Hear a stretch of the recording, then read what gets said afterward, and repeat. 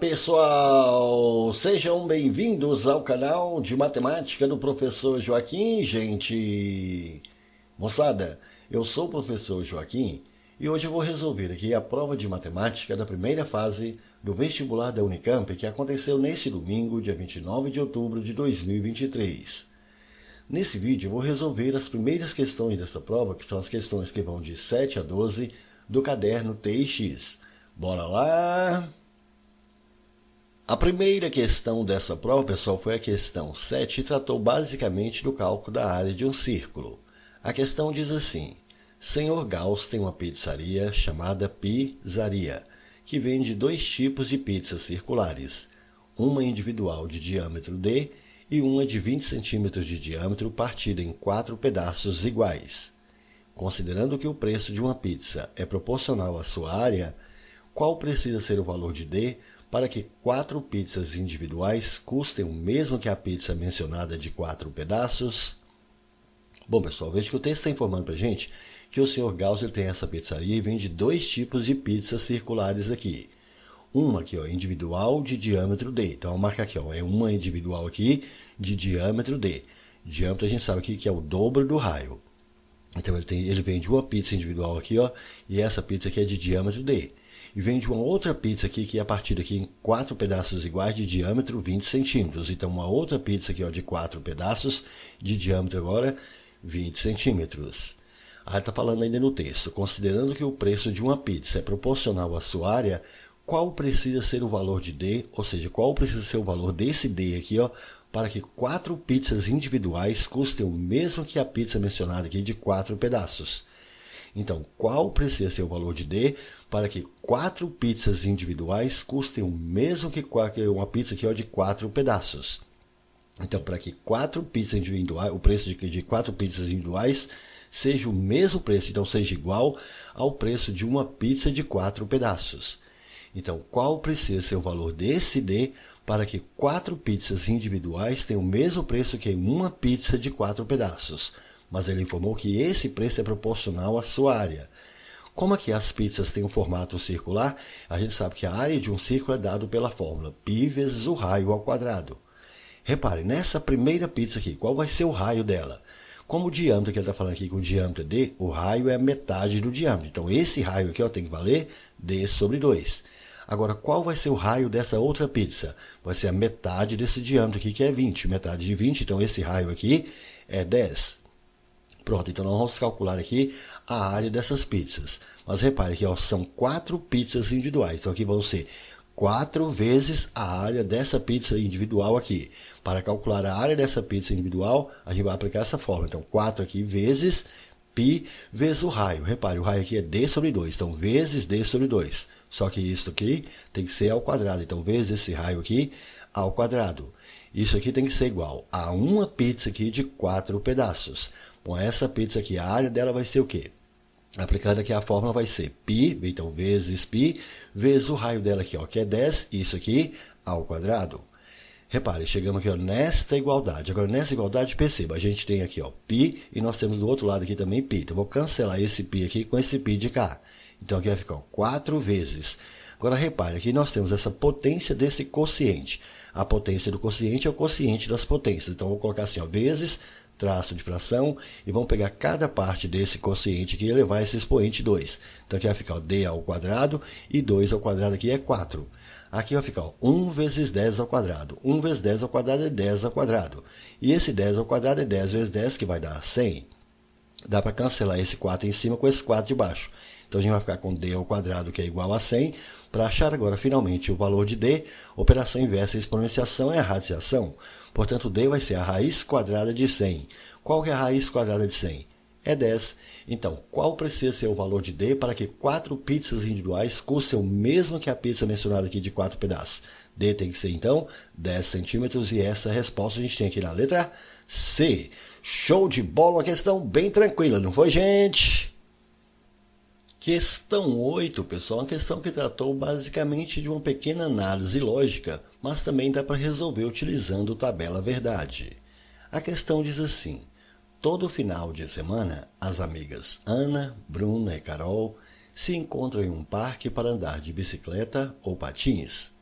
Nesta brincadeira, a escolha entre patins e bicicleta é feita usando a seguinte regra. Se Ana anda de patins, então Carol também anda de patins. Bruna anda de patins apenas quando Carol anda de bicicleta. Sabendo que neste final de semana Carol andou de patins, então é necessariamente verdade qual destas daqui? Então repare, ele deu essas regras aqui pra gente. Vamos pegar essas regras e vamos colocar aqui, ó. A primeira, se Ana anda de patins, então Carol também anda de patins. A segunda, Bruna anda de patins apenas quando Carol anda de bicicleta. Mas informou também pra gente que neste final de semana, Carol andou de patins. Então observe, pessoal, apenas com essas informações que a gente já consegue matar a questão. Repare, nós sabemos que nesse final de semana Carol andou de patins. Mas veja essa segunda regra. Bruna, ela anda de patins apenas quando Carol anda de bicicleta. Mas Carol aqui, ela não andou de bicicleta, ela andou de patins. Então, se Carol andou de patins nesse final de semana, ela não andou de bicicleta. Se Carol não andou de bicicleta, então Bruna aqui não andou de patins. Então aqui, Bruna não andou de patins, porque Carol aqui, ela andou de patins. Como Carol andou de patins, a gente sabe que Bruna, ela anda de patins apenas quando Carol anda de bicicleta. E como Carol, ela não andou de bicicleta, ela andou de patins, então de fato aqui, ó, Bruna não andou de patins. E repare, se você analisar aqui nas alternativas, a gente tem isso aqui, ó, na letra D. Então a resposta aqui vai ser letra D. Mas vamos resolver essa questão aqui utilizando também a tabela verdade. Veja que como essas regras aqui foram dadas, é necessário que essas regras sejam verdadeiras. Então é preciso que tanto a primeira regra quanto a segunda regra seja verdadeira. E ele também informou que neste final de semana Carol aqui andou de patins. Então é verdade que Carol nesse final de semana realmente aqui é verdade que ela andou de patins. Agora observe, essa aqui é uma proposição simples. Então Carol que andou de patins, isso aqui é verdade. Agora repare, essa primeira aqui ela é uma proposição composta, está unida aqui pelo conectivo, se então. Então isso aqui é uma condicional. Então repare, a gente sabe que numa condicional só tem uma situação que é falsa. Essa ideia Vera Fischer. Mas repare, eu preciso que o resultado aqui ó, seja verdade. Mas eu sei que Carol andou de patins, aqui é verdade. Então Carol aqui ó, andar de patins, isso aqui é verdade. Como essa segunda aqui é verdade, para que o resultado seja verdade, aqui tanto faz. Essa primeira tanto pode ser verdade, como ela pode ser falsa, porque a verdade com verdade vai dar verdade no se então, e o falso com verdade também vai dar verdade no se então. Então, Ana anda de patins aqui, tanto pode ser verdade, quanto pode ser falso. Agora veja nessa segunda. Bruna anda de patins apenas quando Carol anda de bicicleta. Esse apenas aqui a gente pode substituir e colocar aqui o se, somente se. A gente pode reescrever essa frase assim, ó. Bruna anda de patins se, somente se, Carol anda de bicicleta. E esse resultado aqui a gente sabe que precisa ser verdade. Então, Bruna anda de patins se, somente se, Carol anda de bicicleta. Então, repare, dessa vez nós temos o se, somente se. Então, isso aqui é uma bicondicional. Então, notem, aqui nós temos Bruna anda de patins, se, somente se, Carol anda de bicicleta. Isso aqui é verdade. No se, somente se, só tem uma situação que é verdade. Se os dois forem verdades ou se os dois forem falsos. Agora veja, nós sabemos aqui que é verdade que Carol andou de patins. Então, Carol andar de bicicleta aqui, esse aqui é falso. Como o resultado precisa ser verdade, então é necessário, já que a segunda aqui é falsa, é necessário que essa primeira também seja falsa. Porque aí o falso com falso no se, somente se, realmente aqui vai dar a verdade. Então agora a gente vai analisar as alternativas. Veja na letra A. Ana andou de patins? Não, isso aqui ó, a gente não pode concluir, porque tanto pode ser verdade que ela andou de patins, como pode ser falso. Então essa letra A aqui é inconclusivo. Agora veja a letra B. Ana não andou de patins. A gente não pode concluir, pode ser verdade que ela andou, como pode ser falso que ela andou de patins. Então aqui também é inconclusivo. Bruna andou de patins. Não, que ó, Bruna anda de patins aqui é falso. Então aqui é falso que Bruna andou de patins. Bruna não andou de patins. Bruna anda de patins é falso. Então, Bruna não andou de patins aqui. Isso aqui é verdade. Assim, a única que realmente aqui vai estar verdadeira vai ser essa da letra D. Show de bola, uma bela questão, não foi, gente? Questão 9, pessoal, tratou da resolução de um sistema de equações de primeiro grau. A questão diz assim: Luiz estava conversando com seu irmão ao telefone quando passou perto de uma feira de adoção de animais. Ela comentou que na feira havia cachorros, gatos e pintinhos. O irmão, curioso, perguntou-lhe quantos gatos havia. Luísa, que adora charadas matemáticas, limitou-se a dizer que a quantidade de gatos, somada à quantidade de pintinhos, era 4 a mais do que a quantidade de cachorros, e que a quantidade de gatos, somada à quantidade de cachorros, era 6 a mais do que a quantidade de pintinhos. O irmão de Luísa, que adora as aulas de matemática, rapidamente chegou à resposta correta. Havia quantos gatos para adoção? Bom, veja que o texto está informando que Luísa, que ela comentou que nessa feira havia cachorros, gatos e pintinhos. A questão quer saber quantos gatos aqui que havia para adoção. Eu não sei quantos gatos, mas então eu vou colocar aqui que vai ser uma quantidade X de gatos. Agora, quantos são os cachorros que havia para adoção? A gente também não sabe qual que é a quantidade de cachorros que havia para adoção. Então, eu vou falar que a quantidade de cachorros que havia para adoção aqui vai ser uma quantidade C. E quantos pintinhos que havia aqui para adoção? A gente também não sabe. Então, eu vou falar que essa quantidade de pintinhos aqui era uma quantidade P. Mas o texto informou aqui para a gente que Luísa disse aqui que a quantidade de gatos somada à quantidade de pintinhos era 4 a mais do que a quantidade de cachorros. Então, a quantidade de gatos, que a gente está chamando aqui de X, somada à quantidade de pintinhos, que a gente está chamando aqui de P, é 4 a mais do que a quantidade de cachorros. Então, essa soma aqui tem que ser 4 a mais do que a quantidade de cachorros. Então, isso aqui vai ter que ser igual à quantidade de cachorros, como é 4 a mais, então mais 4. Pronto, chegamos aqui nesta equação. Por outro lado, também informou que a quantidade de gatos somada à quantidade de cachorros era 6 a mais do que a quantidade de pintinhos. Então, a quantidade de gatos, que a gente está chamando de X, mais a quantidade aqui de cachorros, que nós estamos chamando de C, tem que ser 6 a mais do que a quantidade de pintinhos. Então, vai ser igual a quantidade de pintinhos, como é 6 a mais, então mais 6. Chegamos nessa outra equação. Então, observe, nós ficamos aqui com essas duas equações e precisamos achar aqui o valor do X, que é a quantidade de gatos que tinha para adoção. Então, nós vamos fazer o seguinte, vamos pegar essas duas equações e vamos somar as duas equações membro a membro. X mais X aqui vai dar 2X, aqui vai ficar mais P mais C é igual, aqui vai ficar C, aqui mais P e 4 mais 6 aqui, mais 10. Pronto, transformamos aqui nesta soma. Veja que a gente tem aqui mais P, aqui também tem mais P, então vamos cancelar esse mais P daqui com mais P de cá. Também vou cancelar esse mais C aqui com mais C aqui. Então aqui vai ficar 2x, que é igual a 10. Assim o valor do x vai ser quanto? 2 está multiplicando, a gente passa dividindo e dividindo 10 por 2, x então é igual a 5. X é a quantidade de gatos que a gente está querendo. Então a quantidade de gatos que havia para adoção aqui foi uma quantidade de 5 gatos. E essa resposta a gente tem aqui na letra B. Show de bola! Essa para mim foi uma questão bem tranquila, não foi, gente? Questão 10, pessoal, uma questão que tratou de função de segundo grau. A questão diz assim, Laura é geóloga e está fazendo uma pesquisa numa caverna cuja entrada tem o formato de uma parábola invertida. Essa entrada no nível do chão tem 2 metros de largura e seu ponto mais alto está a 2,5 metros do chão, conforme a figura a seguir. Para realizar sua pesquisa, ela precisa entrar na caverna com o equipamento guardado em uma caixa de 1 metro de largura.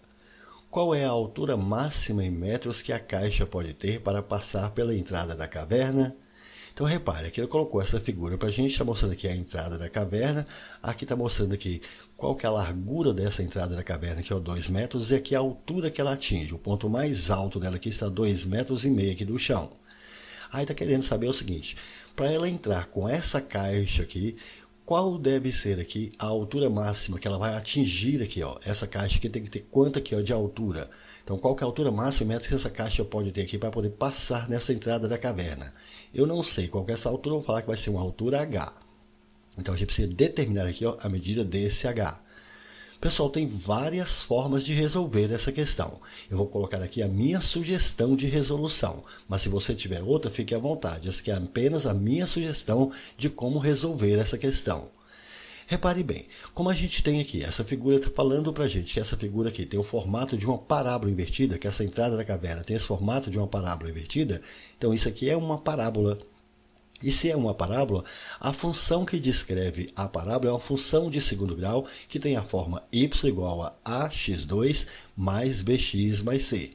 Observe, como essa parábola que ela é invertida, ou seja, a concavidade, a boca dela é para baixo, então eu sei que esse termo A aqui, ó, ele precisa ser negativo. Mas eu não sei ainda quem é o termo A, quem é o termo B e quem é o termo C. Então a gente precisa determinar aqui, ó, esses termos. Então a gente vai fazer o seguinte, ele está falando aqui que a entrada dessa caverna que ela está no nível do chão, então ela vai estar aqui nessa horizontal.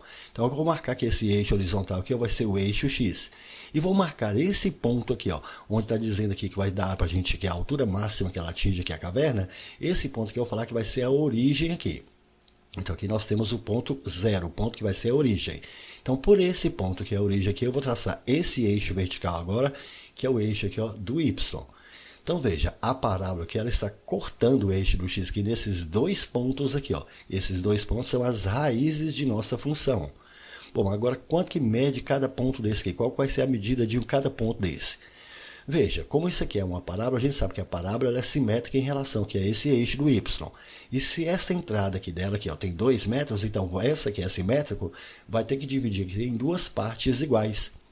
Se tudo isso aqui é 2, então a gente vai ter ó, 1 para a direita e 1 para a esquerda. 1 mais 1 vai dar 2. Como é para a direita, esse 1 aqui vai ser positivo. Esse aqui é para a esquerda, esse 1 aqui vai ser negativo. Então aqui vai ser mais 1 e aqui vai ser menos 1. Esse aqui é o ponto mais alto de nossa parábola. Esse ponto mais alto da parábola, que a gente sabe que ele é o vértice da parábola. E como ele é um ponto, esse ponto tem coordenadas cartesianas que vão ser o x do vértice e o y do vértice. Mas observe, aqui onde a parábola corta o eixo do y, a gente sabe aqui, ó, que o x aqui vai ter que ser 0. Então, esse ponto onde corta aqui o eixo do y, esse ponto aqui, ele é o termo C. Então, o meu y do vértice aqui vai ser o meu termo C. E esse termo C, perceba, vai ser esse ponto mais alto aqui que mede 2,5 metros. Então, o y vértice aqui vale 2,5 metros. Então, esse y aqui é 2,5 metros. E esse x aqui é quanto? O x aqui tem que ser 0. Então, observe, eu já sei que o x aqui é 0 e também sei que o y aqui é 2,5. Então, o y aqui é o termo C. Então, o termo C aqui é 2,5. Agora, observe, como o x do vértice aqui a gente sabe que é 0, nós sabemos também que o x do vértice é dado por menos b sobre 2a. Esse x do vértice aqui a gente sabe que é 0. Então, se eu peguei esse 2a que está aqui dividindo e passar para cá multiplicando, então 2a vezes 0, que vai ficar 0, que é igual a menos b. Se 0 que é igual a menos b, passando menos b para cá vem mais b, e isso aqui vai ser igual a 0. Então, observe, eu já sei que o b aqui é 0. Eu ainda não sei quem é o termo a. Mas veja que agora a minha função pode ser escrita assim, ó, y igual a x2, aqui 0 vezes x, aqui vai ficar mais 0, mais 2,5. Então, a função vai ser y igual a x2, 0 mais 2,5, isso aqui vai ficar 2,5. Pronto, então a nossa função precisa ter essa forma, mas eu ainda preciso achar aqui esse valor do a. Mas repare, nós temos esse ponto aqui, ó, isso aqui é uma raiz. Se isso aqui é uma raiz, meu x aqui é 1 e o y aqui é 0. Então veja, nesse ponto aqui, o x é 1 e o y aqui é 0. Então eu já sei aqui que o x é 1 e o y aqui é 0. Então fazendo aqui as devidas substituições, nós vamos ter 0 é igual a vezes 1 ao quadrado. 1 ao quadrado é 1, vezes a que vai ficar a, mais 2,5. Passando esse 2,5 aqui para o primeiro membro, vem para cá, menos 2,5 que é igual a a. Se menos 2,5 é igual a a, então a é igual a menos 2,5. Então já sei que esse termo a aqui é menos 2,5. Assim, finalmente, a nossa função vai ser y igual a menos 2,5 x2, aqui é o mais 0x, a gente não precisa escrever, mais 2,5.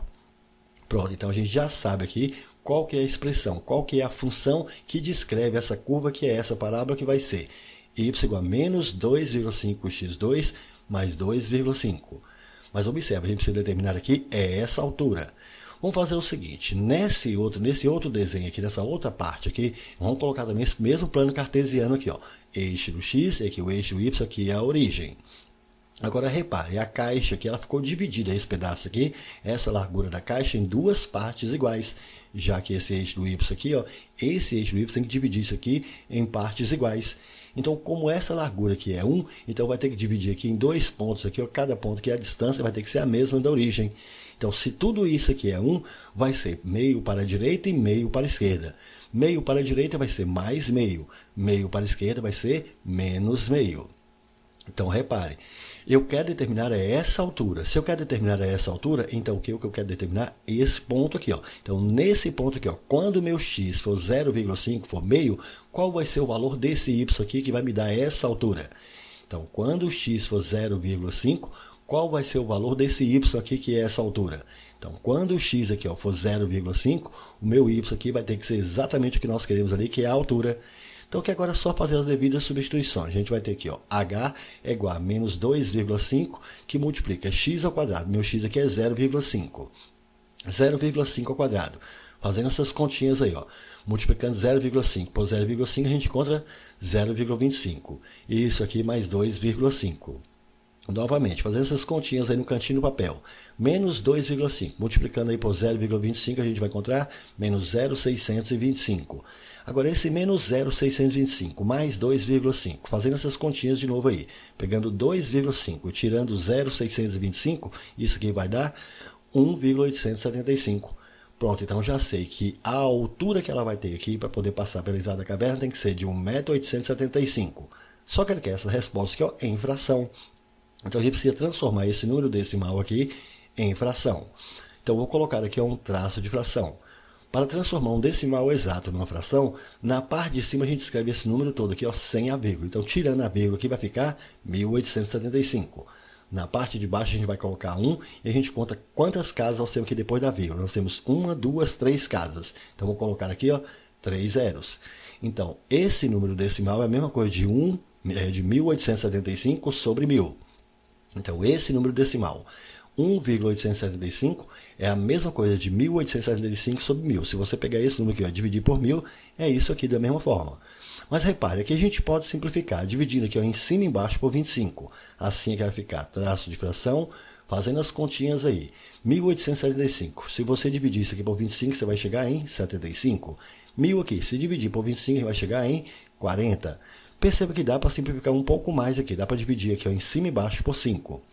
Assim vai ficar traço de fração 75. Dividido aqui por 5, a gente vai chegar em 15. E 40 dividido por 5 vai dar 8. Portanto, essa altura foi de 15 sobre 8. Então, essa altura que ela precisa ter aqui para poder passar pela entrada da caverna, essa altura máxima aqui vai ter que ser de 15 sobre 8. E essa resposta a gente tem aqui na letra C. Show de bola, uma bela questão, não foi, gente?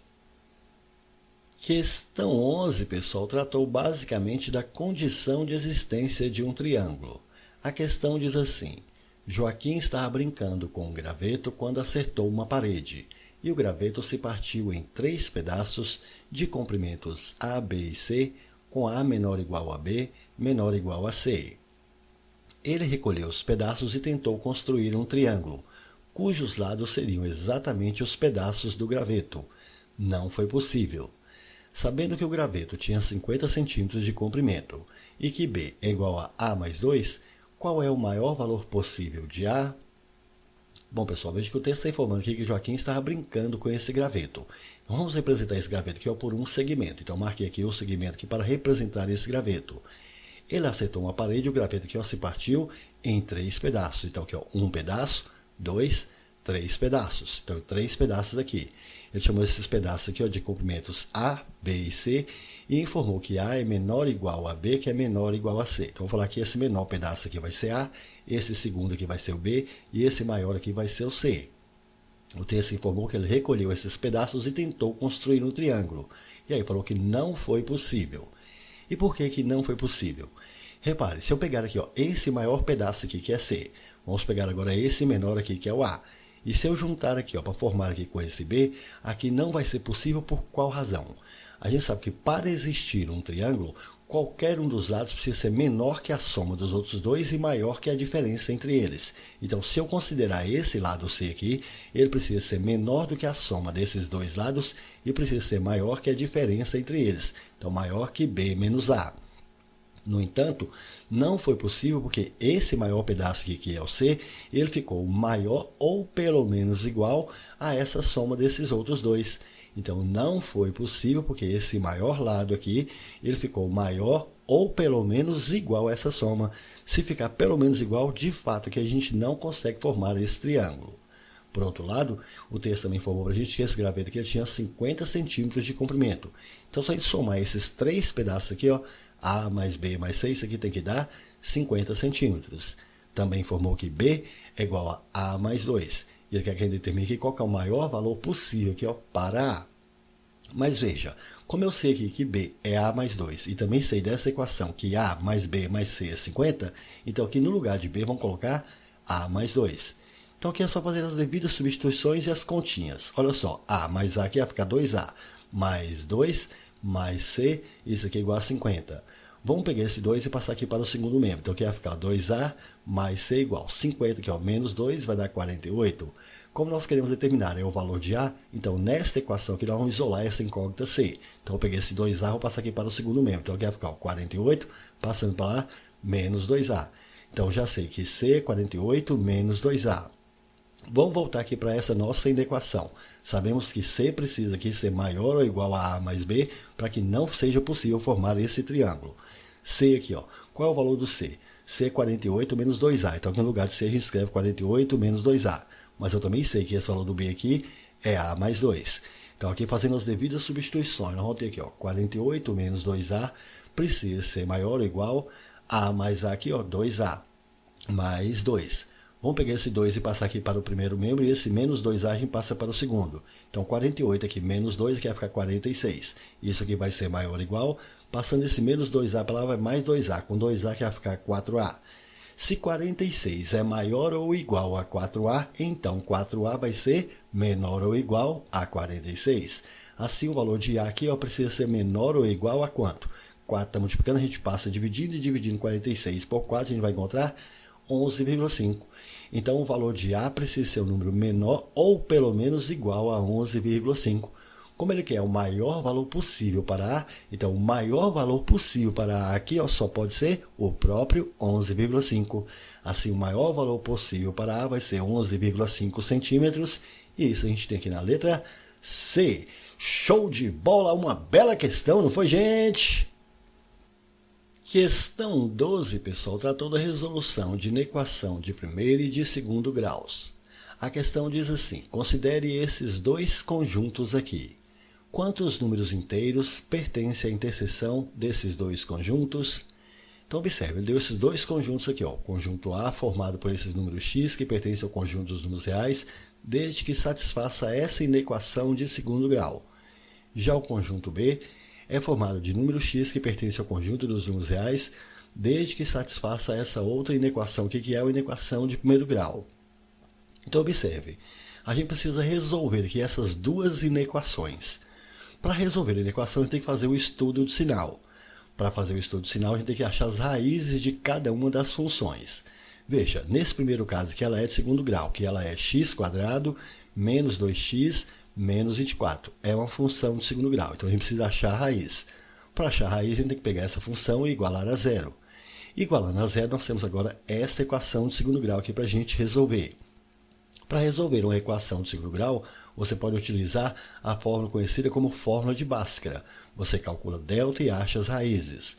No entanto, como o termo A aqui ó, é igual a 1, para facilitar para a gente aqui, para a gente ganhar tempo, nós vamos trabalhar aqui com soma e produto de raízes.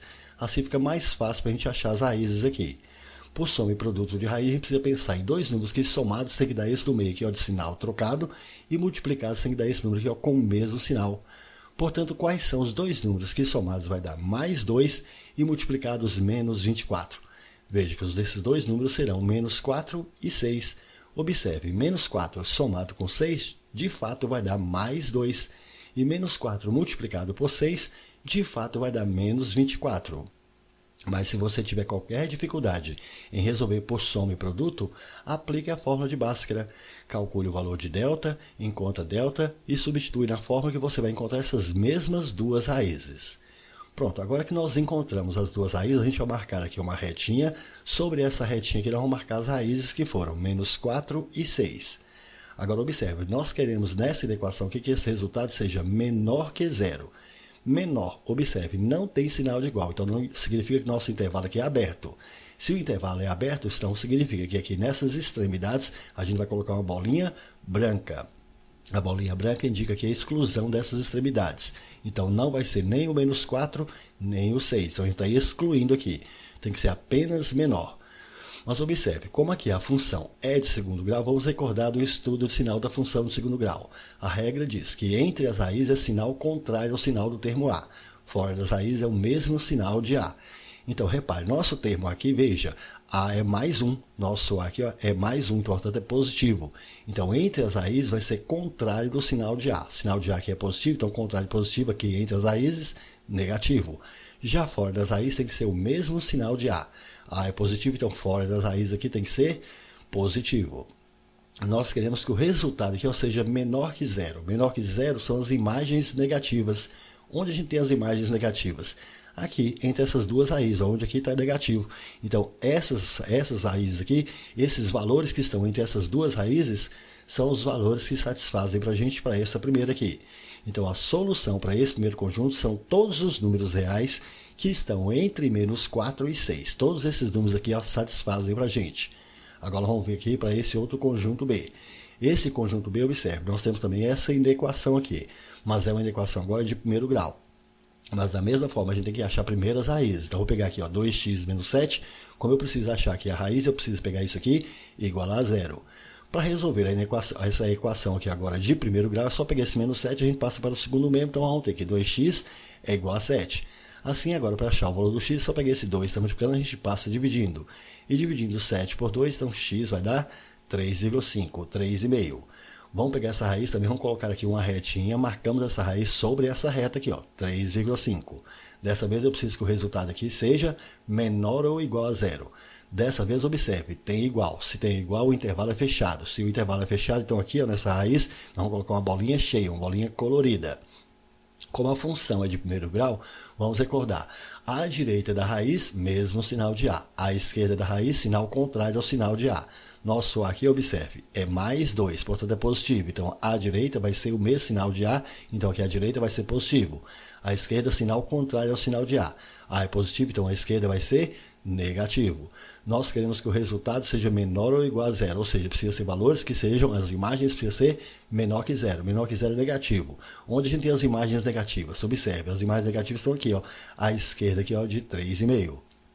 Então, os valores que satisfazem esse conjunto aqui são todos os valores que estão aqui ó, antes de 3,5. Nós queremos a interseção entre os dois conjuntos A e B. Então, veja, meu primeiro conjunto foi esse aqui. Ó. Esse aqui é meu primeiro conjunto. Esse aqui é o segundo conjunto. Vamos colocar esse segundo conjunto aqui. Ó. Então, marcamos aqui também o segundo conjunto. Nós queremos aqui a interseção entre eles dois. Então, vamos colocar aqui uma retinha. A interseção é aquilo que é comum entre esses dois. O que é comum entre essas duas aqui, ó, essas duas linhas que nós temos aqui? O que é comum entre elas? Repare, o que é comum é o que está aqui, ó, entre menos 4 e 3,5. Então, tudo isso aqui é o que é comum, que tem nas duas retinhas ao mesmo tempo. Então, o que tem nos dois aqui, nas duas soluções, é tudo que está aqui entre menos 4 e 3,5. Mas, gente, no menos 4 aqui o intervalo é aberto, bolinha branca. Então, a gente mantém aqui, ó, bolinha branca. Já aqui no 3,5, o intervalo é fechado, bolinha cheia, bolinha colorida. Então, bolinha preta aqui, ó. Pronto, então essa aqui é a solução, é a nossa interseção. São todos os números reais que estão aqui, que satisfazem a esse intervalo, que estão aqui ó, de menos 4 aberto até 3,5 fechado. Mas nós queremos saber aqui quantos números inteiros que pertencem a essa interseção. Bom, quais são os números inteiros que nós temos aqui entre menos 4 e 3,5? Veja, eu não posso incluir o menos 4, porque o intervalo aqui é aberto. Então, qual que é o primeiro número inteiro que tem aqui depois do menos 4? O primeiro é menos 3. Depois do menos 6, o próximo inteiro vai ser menos 2. Depois do menos 2 vem o menos 1. Depois do menos 1 vem o 0. Depois do 0 vem o 1. Depois do 1 vem o 2. Depois do 2 vem o 3. Veja, não pode passar de 3,5. Então, só vai até 3,5. Então, o máximo que a gente pode vir até o 3. Então, quantos são esses números aqui? Quantos são esses números que satisfazem esse intervalo aqui e que satisfazem essa interseção? Então, os números inteiros que nós temos aqui são 1, 2, 3, 4, 5, 6. Nós temos aqui um total de 7 números que pertencem a essa interseção, de 7 números inteiros que pertencem a essa interseção. E essa resposta a gente tem aqui na letra C. Show de bola, uma bela questão, não foi, gente? É isso aí, pessoal. Gostaram? Então deixe um like, compartilhe e comente, porque dessa forma poderemos continuar ajudando muitas outras pessoas que gostam e que também precisam estudar matemática, beleza? Valeu, gente, um abraço e até o próximo vídeo. Tchau, pessoal!